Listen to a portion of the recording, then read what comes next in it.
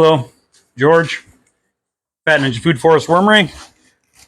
It's sifting day again. So I'm going to take one of my set of breeder bins, 1 row of breeder bins, usually 5. I actually sold one of these yesterday.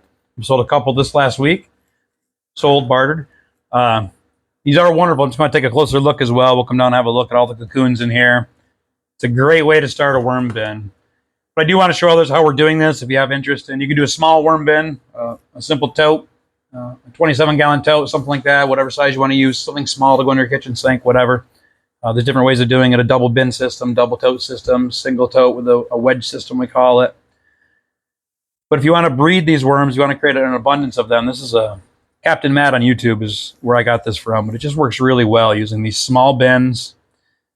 These are what we call our starter systems as well, but there are breeder bins. We keep our largest, most healthy worms in here. They're fed really well with the compost that we start with, along with things we supplement their feed with. Different nutrients and supplements and chicken feed as well, organic chicken feed. Keep them big and strong, breeding, but we keep the numbers down as well. So in an area like this, which is at least 3 square feet, we could have 3,000 worms, minimum 2,000 worms. Instead, we keep about 500-600 worms in here, and that promotes them to keep breeding, trying to fill the area. So we have these breeder bins. There's 3 rows in here. These cocoons that are in here, they hatch on a 21 to 28 day cycle when the conditions are just right, just the right temperature, humidity.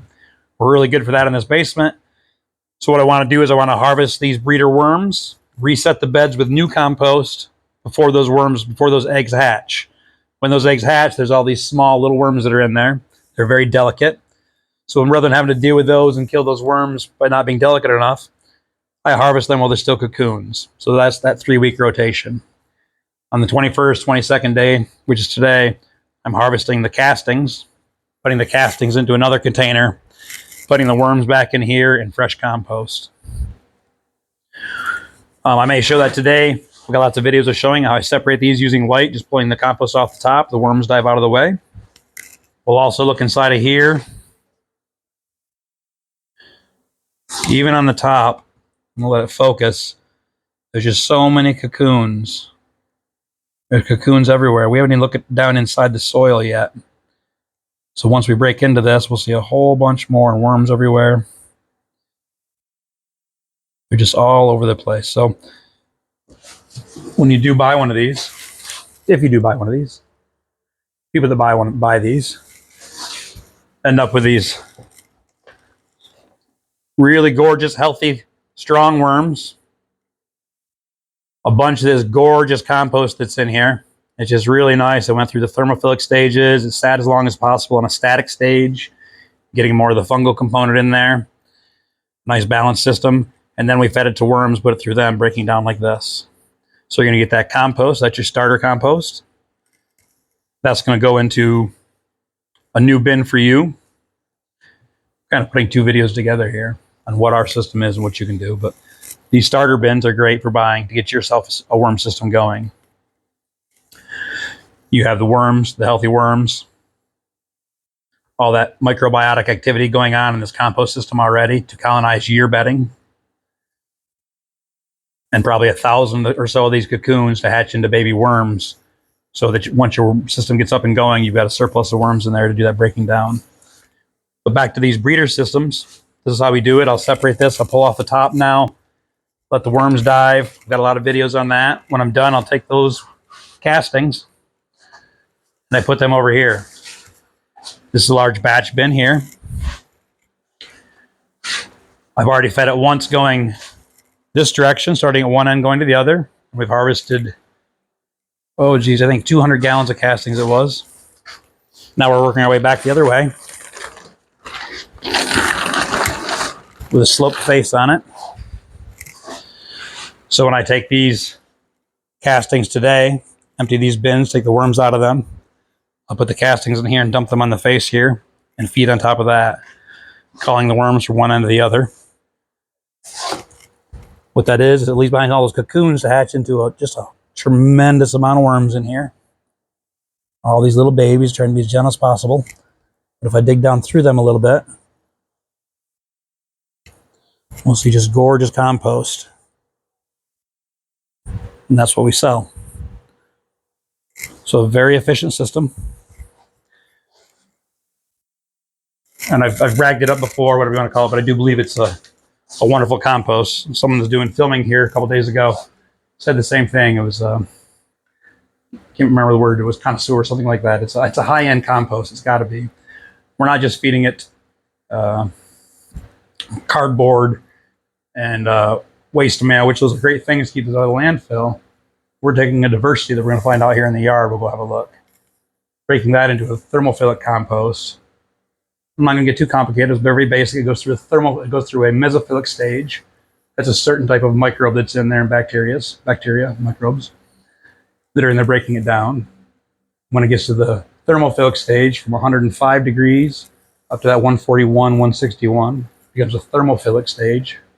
A different type of bacteria comes in. And then it goes through the static stage, like I said, sets and becomes more of a fungal component. But it's also not just a single or a couple of food sources. It's a tremendous amount of diversity that we use, from the yard, the wood chips, and the bedding from the chickens. We'll go have a look at that now. On the way out, we'll look under these melons. I'm sure there's a bunch of worms under here. Not as dramatic as I thought. Let me try this one. Oh, they've dove. So we just came out of the wormery. And everything we use on the ground, the wood chips on the ground, the chickens walking around in it, the fruits, nuts, and berries falling in it, that's a grape. We help use that as our compost material. These wood chips, some of the carbon, surplus of nitrogen, all the greenery around here. So all this garden and food forest waste, combined with their bedding out of the greenhouse and our food scraps from inside, we build these compost piles.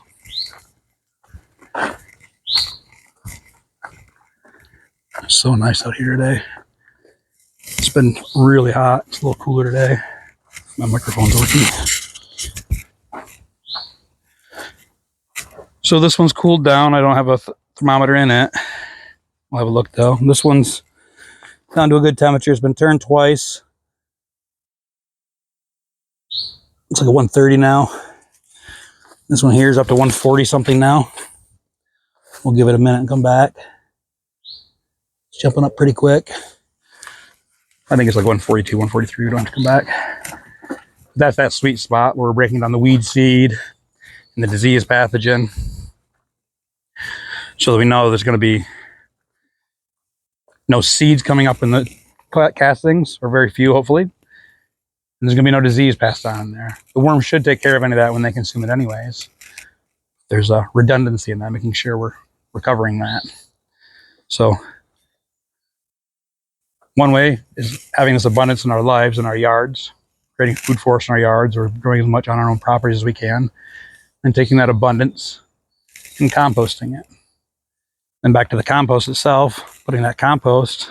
And there's other ways to do the worm compost. I see lots of people using, I don't know, I mentioned it, but peat moss and cocoa coir. And if you're on the track that you just want success, that they work great. But we're not at that point now where the people on this channel understand we're trying to change our ways, find a better way. Change is better than a holiday. So I think I'll end it here, just saying, showing again, once again, this is called a large batch bin. That's where we grow out the tremendous amount of cocoons that we get. If you do the math, it's up to 1,000 cocoons a week that we're dumping in there per bed. There's 5 of those, so 5,000 cocoons. So you build your numbers up really quickly. And because of that, we have a tremendous amount of compost. We've just started, so we're not selling much yet. But I'm able to use this compost all over the gardens, all over the yard, give it to friends. Taking all that was just a waste product in our yard, a waste product that was going to go to the landfill, and create surplus with it. I'm George, Phat Ninja Food Forest. Change is better than a holiday. We do consultations, classes, tours, sell these red wiggler breeding systems as a composting system, the worms themselves, and the compost. Change is better than a holiday. Peace.